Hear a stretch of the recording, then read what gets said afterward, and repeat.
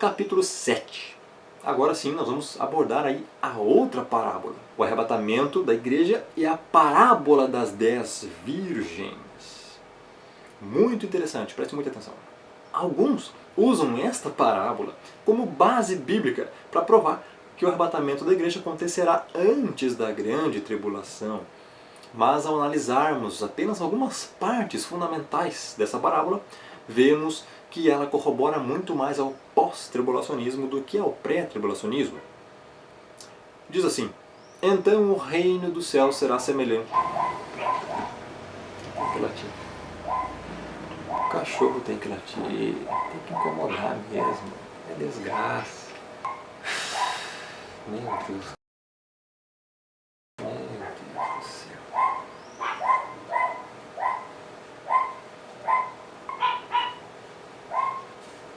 Eu mereço.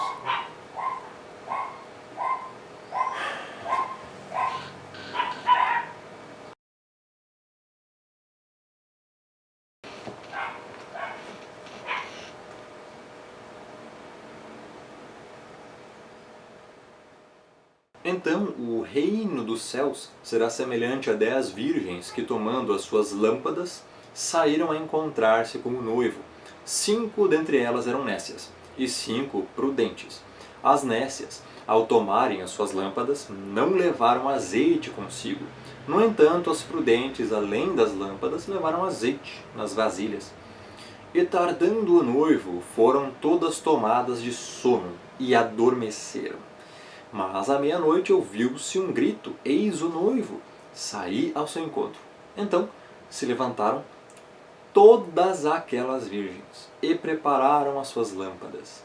E as nécias disseram às prudentes: dai-nos o vosso azeite, porque as nossas lâmpadas estão apagando. Mas as prudentes responderam: não, para que não nos falte a nós e a vós outras. Ide antes aos que o vendem e comprai-o. E saindo elas para comprar, chegou o noivo, e as que estavam apercebidas entraram com ele para as bodas, e fechou-se a porta. Mais tarde chegaram as virgens nécias, clamando: Senhor, Senhor, abre-nos a porta. Mas ele respondeu: em verdade vos digo que não vos conheço. Vigiai, pois, porque não sabeis o dia nem a hora. Mateus 25, 1 a 13. As virgens simbolizam todos os que querem ser salvos. As virgens nécias simbolizam os bodes, ou seja, todos os que se dizem cristãos, mas na verdade não são. Resumindo, são ímpios que pensam ser salvos. As virgens prudentes simbolizam todos os crentes verdadeiros, os que são regenerados, são as novas criaturas, os que de fato são salvos. O noivo é o cordeiro, o azeite é uma simbologia ao Espírito Santo. As bodas é o momento da reunião do cordeiro com a igreja, as virgens prudentes, para o matrimônio eterno.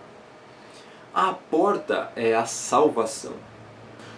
O dia é o dia da segunda vinda do Messias em glória. O primeiro ponto muito importante a se analisar é que os versos 5 e 6 definem exatamente se antes ou depois da tribulação o noivo, o cordeiro, virá para buscar a noiva, a igreja. E tardando o noivo, foram todas tomadas de sono e adormeceram, verso 5. Mas à meia-noite ouviu-se um grito: eis o noivo, saí ao seu encontro, verso 6. As expressões tardando o noivo, foram todas tomadas de sono e adormeceram, e meia-noite, denota que será quando as pessoas não estarão esperando. Estarão dormindo em um sono profundo.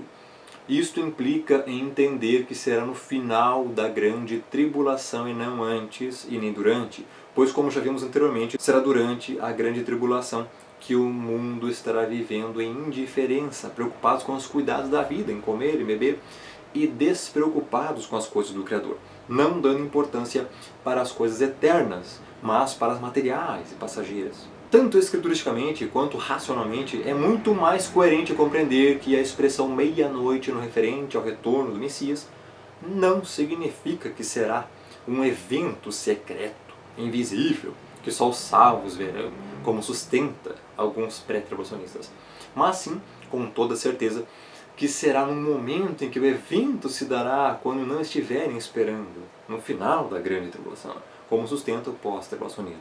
O segundo ponto muito importante a se analisar, e que como consequência corrobora muito mais ao pós-tribulacionismo e automaticamente refuta o pré-tribulacionismo, é que quando o noivo, o cordeiro, volta, todas elas, vou repetir, quando o cordeiro volta, todas elas, tanto as nécias quanto as prudentes, ouviram, se levantaram e prepararam suas lâmpadas. Então preste muita atenção. Se o arrebatamento pré-tribulacional fosse bíblico, isso não poderia acontecer. Somente as prudentes deveriam ouvir, se levantar e preparar suas lâmpadas. Vejamos a passagem bíblica.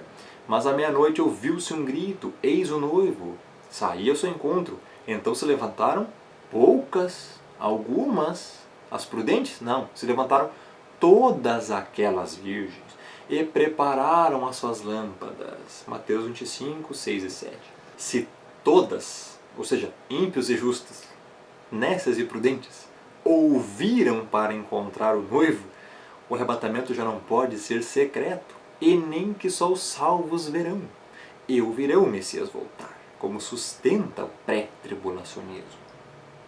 Todas elas ouviram, se levantaram e se prepararam para o encontro com o noivo cordeiro. Então, como o arrebatamento da igreja poderia acontecer antes da tribulação, se o pré-tribulacionismo sustenta a tese de que só os salvos estarão preparados para o arrebatamento anterior, e o texto diz que além das prudentes, as nécias também ouvirão e se levantarão e se prepararão para o arrebatamento.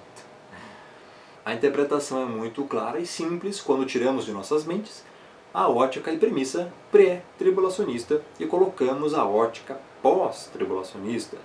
Pois, quando é dito na parábola que todas aquelas virgens, todos que se consideram crentes sendo ou não, ouviram, se levantaram e se prepararam para o encontro com o noivo, isso se refere clarissimamente à segunda vinda do Messias no final da grande tribulação.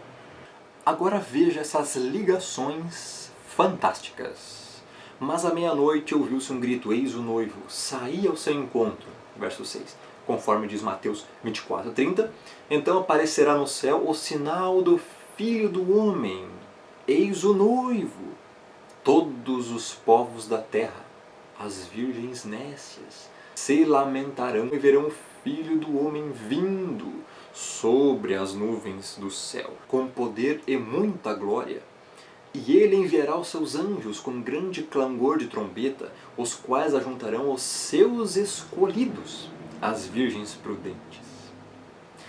1 Tessalonicenses 4, 16 e 17. Porque o mesmo Senhor descerá do céu, eis o noivo. Depois nós, os que ficarmos vivos, seremos arrebatados juntamente com eles nas nuvens, a encontrar o Senhor, sair ao seu encontro nos ares. E assim estaremos sempre com o Senhor. E fechou-se a porta. Apocalipse 1, 7. Eis que vem, eis o noivo com as nuvens, e todo o olho verá, e todas aquelas virgens, até quantos os traspassaram, e todas as tribos da terra, as virgens nécias, se lamentarão sobre ele. E fechou-se a porta. O terceiro ponto, que também apoia o pós-tribulacionismo e automaticamente refuta o pré-tribulacionismo, é que a porta se fecha quando o noivo leva as prudentes para as bodas, assim sendo impossível haver a segunda chance para os que supostamente ficarem. Vejamos a passagem bíblica. E saindo elas para comprar, chegou o noivo, e as que estavam apercebidas entraram com ele para as bodas, e fechou-se a porta. Mateus 25, 10. O texto é tão claro como água cristalina. Não haverá segunda chance de salvação para os que supostamente ficarem após o suposto arrebatamento pré-tribulacionista, ou seja, anterior à tribulação. Pois a porta será fechada. A porta é a salvação. Ou seja, a chance de salvação será perdida. O pré-tribulacionismo ensina que a parábola das 10 virgens é uma forte base bíblica para corroborar sua tese. Mas a própria parábola diz que, quando o noivo, o cordeiro, voltar, a porta será fechada, impossibilitando, consequentemente, uma hipotética segunda chance de salvação para os que supostamente ficarem na terra após o suposto arrebatamento secreto ou anterior à tribulação. E além do mais, em 1 Tessalonicenses 4,17 diz que haverão cristãos genuínos vivos até o fim da grande tribulação, desmentindo a tese pré-tribulacionista e confirmando com o pós-tribulacionismo definitivamente. Isto tanto é verdade que a parábola continua dizendo: mais tarde chegaram as virgens nécias clamando: Senhor, Senhor, abre-nos a porta. Mas ele respondeu: em verdade vos digo que não vos conheço. Mateus 25, 11 e 12. A mesmíssima coisa será dita a ele quando voltar em glória em Mateus 7, 21 a 23. E ele responderá da mesmíssima maneira: nem todo que me diz Senhor, Senhor entrará no reino dos céus. Muitos naquele dia, no dia da sua volta, hão de dizer-me Senhor, Senhor. Então lhes direi explicitamente: nunca vos conheci. Apartai-vos de mim os que praticais a iniquidade. Mateus 7, 21 a 23. Ou seja, essas virgens nécias são todos os bodes que pensam que são salvos, mas que vivem na iniquidade e não serão salvos. Dirão Senhor, Senhor, e ele vai dizer: nunca vos conheci. A mesma coisa que ele vai dizer também a todos os falsos profetas no dia do arrebatamento, quando ele voltar em glória, no final da tribulação. Note que a semelhança entre essas duas passagens é extremamente grande. Fica muito lógico que se trata do mesmo evento, a volta do Messias. Nas duas passagens, os ímpios pedem para entrar nos céus e dizem Senhor, Senhor, como que clamando: por favor, nos deixe entrar no céu. E nas duas passagens, o Messias disse que não as conhecia. Com isso, vemos que esta parábola não nos fornece qualquer base pré-tribulacional, mas sim base ao pós-tribulacionismo. Alguns tentam contra-argumentar dizendo que as virgens nécias não são ímpios, mas a passagem das 10 virgens é narrada ainda dentro do contexto de Mateus 24. Sabemos que o original, no Novo Testamento, não tinha capítulos nem versículos, com a divisão em capítulos e versículos, tais como temos hoje. A passagem das virgens ficou no capítulo 25.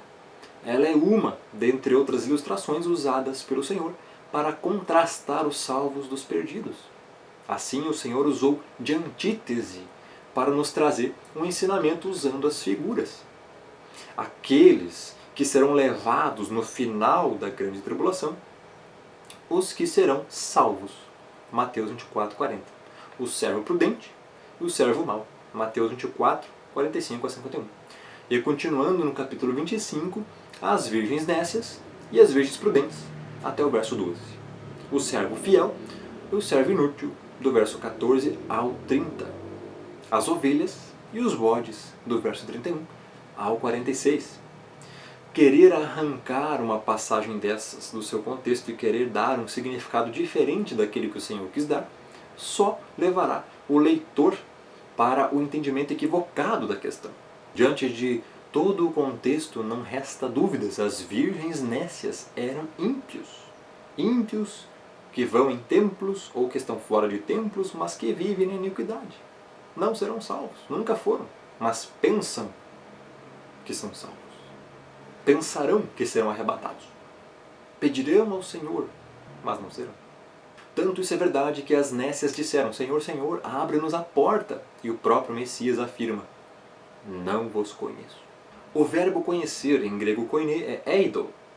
Segundo o dicionário James Strong, significa ter familiaridade pessoal e relacionamento com. Portanto, as caracteriza como ímpios, pois elas não têm familiaridade pessoal e nem relacionamento com o Messias. Essas são pessoas que estão dentro de templos e que levam o nome do Senhor apenas nos lábios. Nunca foram convertidas, mas são, na verdade, porcas lavadas. Ser ímpio não é questão de obras, mas questão de não ter sido transformado de novo. Eles são ímpios porque o Messias disse que eram. As virgens nécias são joio. Elas parecem-se com o trigo. Também o próprio Messias diz que não as conhece, portanto são ímpios. Todo joio é ímpio disfarçado aos olhos dos homens, mas não do Senhor. Querer impor conceito estranho à Escritura fará apenas com que você interprete o texto erradamente. Devemos procurar entender qual a mensagem que o Senhor quis dar. Mas se o amigo possui uma teologia própria na cabeça e pretende encaixá-la nessa passagem, pode entendê-la como quiser. Afinal, há quem veja até disco voador no texto bíblico. Creio que o maior problema para a maioria dos pentecostais, não pentecostais e dispensacionalistas entenderem essa questão é que usam a prática de querer impor conceito ao texto bíblico. Querem impor a palavra virgem nesse contexto, o conceito de espiritualmente pura ou de santidade, mas isso é absurdo à luz do texto. A intenção do Senhor era usar de figuras, no caso o casamento, para trazer um ensinamento. No caso, ele falou que em meio a 10 virgens havia 5 nécias e que essas ele sequer conhecia. Num processo de interpretação existem 3 elementos: o escritor, o texto e o leitor. Para alguns o leitor é o mais importante dentro desse processo. Está vendo aqui? Não existem virgens ímpias. Todas são santas. Então essas, mesmo o Senhor dizendo que não as conhece, chamando-as de nécias, são ou serão salvas. Esse tipo de metodologia que não leva em conta o texto e muito menos a intenção do personagem bíblico só leva o leitor para um entendimento completamente equivocado da questão. Na passagem a informação é muito clara. Havia 10 mulheres virgens. Elas não tinham ainda contato com outro homem, por isso eram virgens. Destas, 5 eram conhecidas do Senhor. E no final, no último versículo, o Messias nos revela qual é a essência da parábola. Vigiai, pois, porque não sabeis o dia nem a hora. Mateus 25, 13.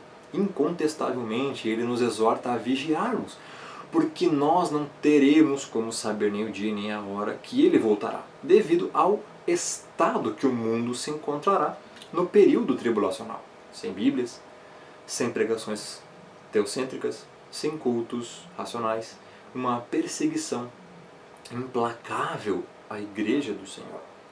Assassinatos em massa de cristãos, doenças terríveis criadas em laboratório para reduzir a população mundial, guerras, enfim. Um mundo praticamente quase que sem Deus. Somente os sinais que ele deixou serão nosso guia e relógio. Ao contrário de ensinar um arrebatamento pré-tribulacionista, esta seção das Escrituras nos avisa que muitos da igreja esperarão pelo Messias antes dele vir, ou seja, o pré-tribulacionismo, e que quando o Messias, na realidade, vem após a tribulação, isto é, depois do esperado, eles caem em apostasia.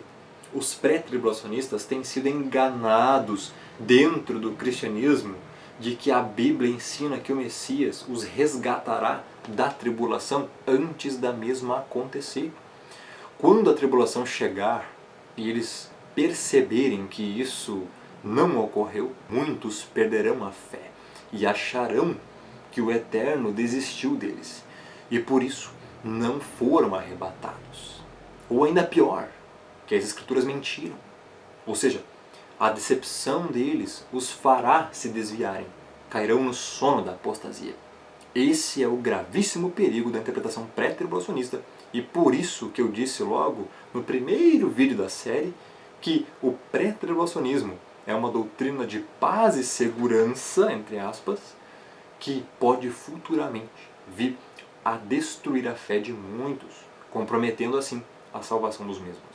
Em Apocalipse 3:3 lemos: lembra-te, portanto, do que tens recebido e ouvido, e guarda-o, e arrepende-te, pois se não vigiares, virei como um ladrão, e não saberás a que hora sobre ti virei. Esta passagem claramente se refere ao texto de Mateus 24, 42 e 44. Aqui o Messias está se referindo à igreja de Sardes e indica que ele virá em um momento em que a igreja, em geral, não espera. A implicação da expressão se não vigiares, é a de que o Messias virá após a tribulação, ou seja, depois do esperado, e encontrará crentes dormindo em apostasia. É fácil trazer escritos dos primeiros cristãos falando sobre a volta do Messias após o momento de grande tribulação, que assolará a terra. Justino, Irineu, Papias, Tertuliano e muitos outros eram pós-tribulacionistas. É só ler as escrituras de uma maneira simples, sem precisar vê-la como uma grande charada. Peraí, o Senhor não falou tudo, tem coisa por trás dessas palavras. Creia naquilo que está escrito, sem ficar pensando que há enigma por trás de todas as palavras das escrituras. Os textos são claros. Então, esse foi o estudo do capítulo 6 e capítulo 7. E nos próximos estudos aí abordaremos o capítulo 8, 9, 10, 11 e 12. Vamos trazer aí vários temas, né? O capítulo 8, ou seja, o próximo vídeo será bem longo, longo mesmo, porque pretendo abordar, fazer uma exegese de 2 Tessalonicenses 2, verso 1 a 8. Uma exegese completa, uma hermenêutica completa, explicando a passagem tão usada pelos pré-tribulacionistas, onde fala até que aquele que está no meio seja tirado. Aí eles dizem que é o Espírito Santo, ou dizem que é a Igreja Misericórdia, não tem nada a ver com isso. Você vai se apavorar com a exegese que eu vou trazer, porque eu vou trazer nos textos originais, o grego koiné, como foi escrito no Novo Testamento, só para você ter uma noção aqui, ó. Olha só como é que está escrito, ó. Em 2 Tessalonicenses 2, tudo em grego, ok? Tudo em grego. Então nós vamos abordar aqui, você vai ver que falta algumas palavras e que no português foi acrescentado outras palavras. Então você vai até se indignar, você vai ver a torção teológica crassa que fizeram para o português. Manipularam a tradução correta, então ficou muito terrível. E aqui no original, em grego koiné, você vai ver a grande diferença. Ali não diz que é um, ali não diz muita coisa. Você vai ver, o texto na verdade não fala nada. O texto não fala quem é e o que é. O texto não fala. Não fala. Então nós vamos abordar 2 Tessalonicenses 2, 1 a 8, uma exegese completa de todo esse contexto. Se você não é inscrito, inscreva-se no canal, Romulo Marasquim, também no Firmeza da Verdade, para que você não perca mais nenhum vídeo, ative as notificações e é isso. Graça e paz. Em verdade vos digo que não vos conheço. Mateus 25, 11 e 12. A mesmíssima coisa será dita